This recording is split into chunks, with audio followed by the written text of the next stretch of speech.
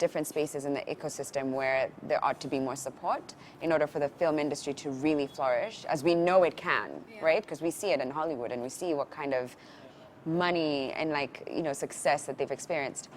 What about the argument that the people are the ones who don't go out to support the filmmakers? And I won't even start with you, Ian, as a filmmaker. Have you ever found or experienced that there's a little bit of lag when it comes to the excitement to go and support our own local artists? Because my thinking, my thinking is people just want good stories. It doesn't matter where they get them, they just want good stories. So if they're not getting good stories, they won't support that industry. But that is being a bit reductive, because there's a lot that goes into this ecosystem that you're talking about. You have the filmmakers, the creatives, you have the actors, you have the people who are financing the films, the people who are distributing, all the way down the line to the people who are carpenters on set, Every single person is a part of this industry. And after you've done so much work and you put it out there and you don't get the response that you were hoping for, it's a bit demoralizing.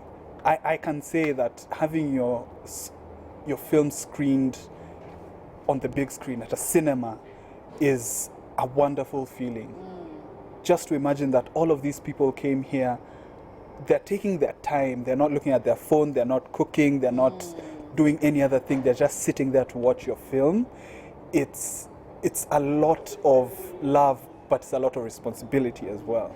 So I can't say there's basically, one small thing that could solve everything, but it's a huge system. But you do think that, more people could show up more, and by people I mean like Kenyans could show up more and demand more to watch local content, and support local artists. I really do think so, and I think that DocuBox, in how the organization is structured and the things that we do believe as an organization, is trying to amend it in a way by when we do have shorts, the selection process. I really wish our screening manager was here, because she's the one who curates the films. She's very good at it.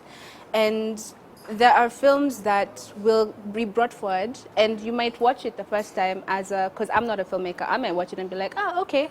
But she'll be like, no, not quite. Because there is a standard that we hold, even Kenyan filmmakers too. When, like, for example, you got funding from DocuBox, and it's because you submitted a script, but that script, before it was selected, had to go through levels. Yes. Before it got to you, it went through a lot. I wrote Brikicho in 2015. Wow. I had it written in 2015. And then last year I was like, I want to do it. Let me go look at the script. And I read it and I was like, oh my God, who wrote this? This is so bad. So I rewrote it and I was like, okay, I think it's better now. Let me submit it. Actually, I remember with your round of funding, we got about 50 scripts that came in. So we have 50 that come in, and then the team looks at them. And so from those 50, we have to get 10. And those 10, because again, the reason we're doing it is not for anything, but because of the three things we talked about: quality, funding, and distribution. Right. So we want to increase the quality that goes into this film. So we have a workshop with the 10 filmmakers. And that workshop, as you can tell, it was insane, because we got really amazing scriptwriters, both local and international, who come in and break down your script. They go through it. How is that? Are you one of those who's like, this is my baby, don't be coming at me with like... That's every writer. That's every single creative. It's true. Painful. It's actually like the brain recognizes it as physical pain. Oh my gosh, When someone criticizes you or corrects you. Like, what's wrong with me? Yeah, it's like, why are you taking me as a person? Am I that bad? But yeah, it's hard to be told, no, this is not working, because the writer is the only person who's seen the film, because you're writing a film you've seen in your head, and for you to bring it out correctly, it takes a lot of talent and skill and time and just hammering at it. And if you get help, be open to it. If you can't get help, be open to it. It's the one thing I've tried to to not be Yeah. too precious Yeah. with my things. It's hard, but I'm learning, I'm growing.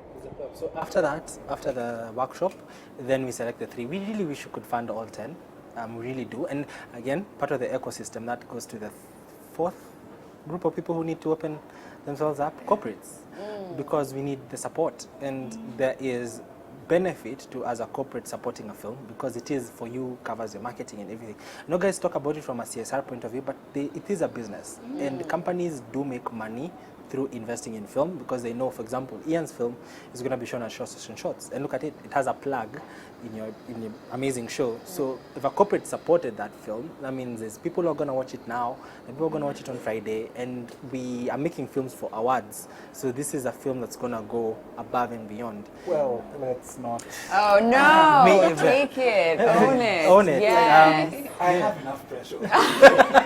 No, Yeah. but own it. But we're seeing also private sector and individuals can actually give funding to films, because Yeah. it's funding a project Right. that would go up. And honestly, film is one of the places that amount of money does dictate, or does actually, it's relatable to the quality that comes out. The more money a film has, the better it will be. Right. It's because there's other tactile things to it. Because more money means better cameras, better editing, better all this, better locations, Yeah. Better get creatives. better creatives who you can Right. actually afford. Yeah. And even if you're getting creatives who are not that experienced, they get to work with guys who are experienced, and it's still I love this illusion.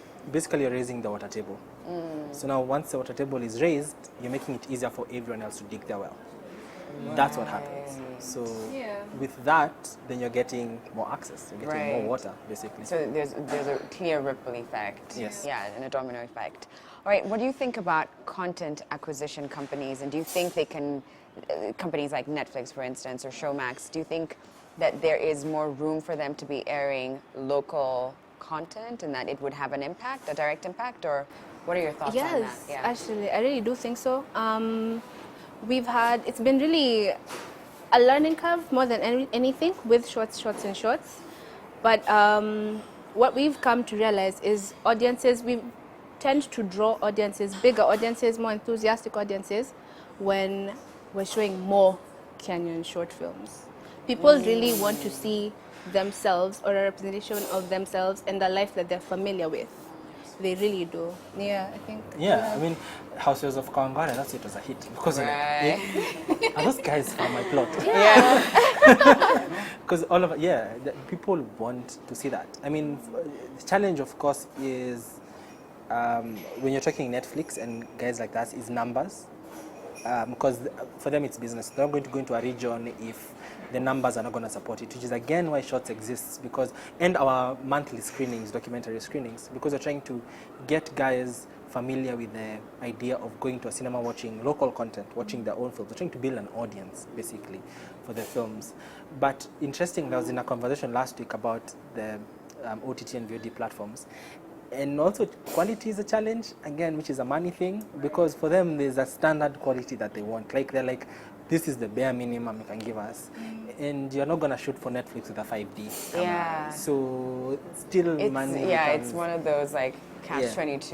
Yeah. And what's so ironic about these spaces is that it feels like it should be an obvious plug for the government, for companies, corporates to come in and be like, let's support you. But that will only come once you are nominated for an award, and it takes so long to be able to. And it's like, but why weren't you there Before. And that's 5 years always ago when the I was fight with struggling? creatives, Yeah. actually. Hey, support my film. But- And then, hey, I won this award. You are our. Yes, you are a Kenyan, a true Kenyan. I actually just thought of you. Yeah. So Our son. yeah, tell me a little bit about Brikicho. So Brikicho, I played Brikicho as So a child. every time when you say Brikicho, Banture, that's the only, like, I just want to respond to that every time you say it. I'm a lover of film in general, and I love horror films, even though I'm really scared when I watch horror films. I can't watch a horror film if it will end at night.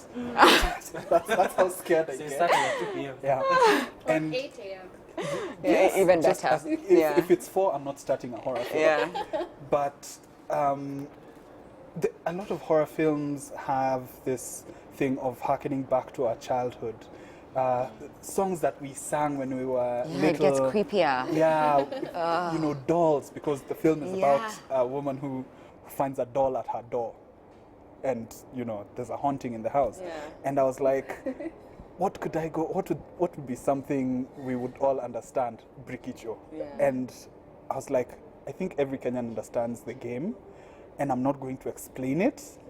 Even if a white person comes and sees it, I hope they understand. Yeah. But just mixing, you know, childhood with things that are really scary and a subject matter that is really heavy. Yeah. Yeah, that's what I was trying Oh to my do. goodness. Yeah, you're right. There's something about taking the most mundane, everyday objects, songs, things, and then turning them into this dark, twisted thing that's like, why is that child standing? That's why when kids wake up in the middle of the night and they stand next to your bed, creepiest thing you've ever, like, it's like, why Throw what do you them do? out the window. That's the only level. Obviously. Yeah, Then you then throw you- them out. then you- That's Yeah. your next movie. Yeah. Yeah.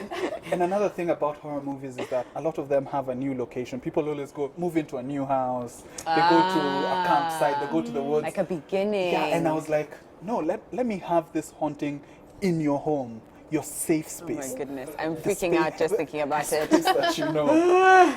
Listen, if you want to check this movie out, Friday, 1st November. What time does it start? Happy hours from 5:30. Okay. But the screening starts at 6:30. Okay, but you want to make it for a happy hour, ladies and gents.